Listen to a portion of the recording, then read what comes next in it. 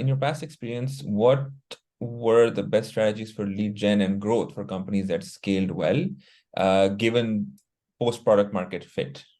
Yeah, so lead gen and growth, I would strongly advise, and there's another related question around sales operations function as well. So let me suggest answering both of those.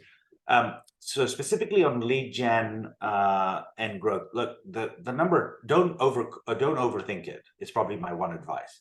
Like, a lot of people overcomplicate this.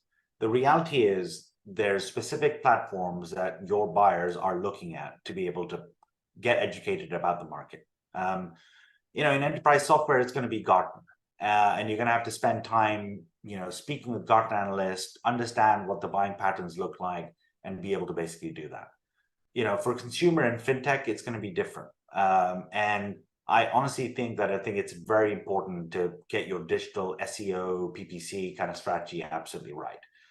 It is important that people overthink it by being able to be like, oh, we need to be super targeted, we're not getting numbers.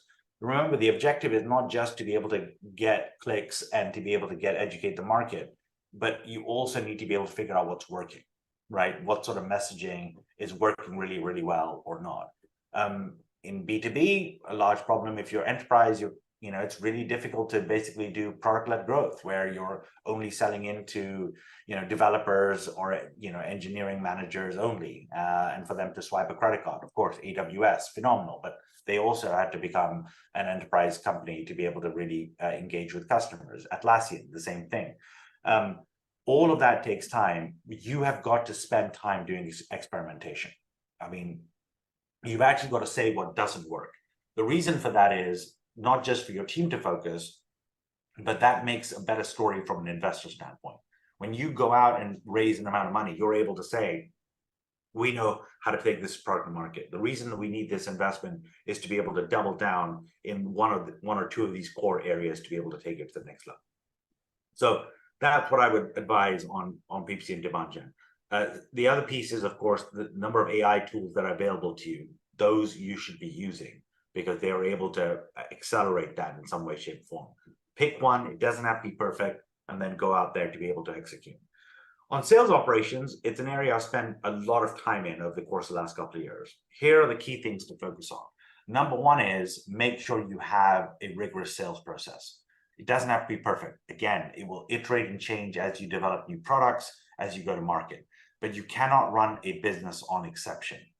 And so what I would strongly advise founders is, especially when you think about sales operations, one is to be able to define the sales process, even if it's in its infancy. Second is to be able to make sure that you don't overcomplicate your systems. Typically what that means is, and I'm being very tactical here, as you can see, I'm a nerd, you do not want to basically create too many custom fields in your CRM, specifically Salesforce and the opportunity object, or even HubSpot. What that basically becomes complicated over time is reporting. You should not be using custom fields as a way to figure out how you report. That's what BI solutions are there for, and become much more intelligent for you to be able to do.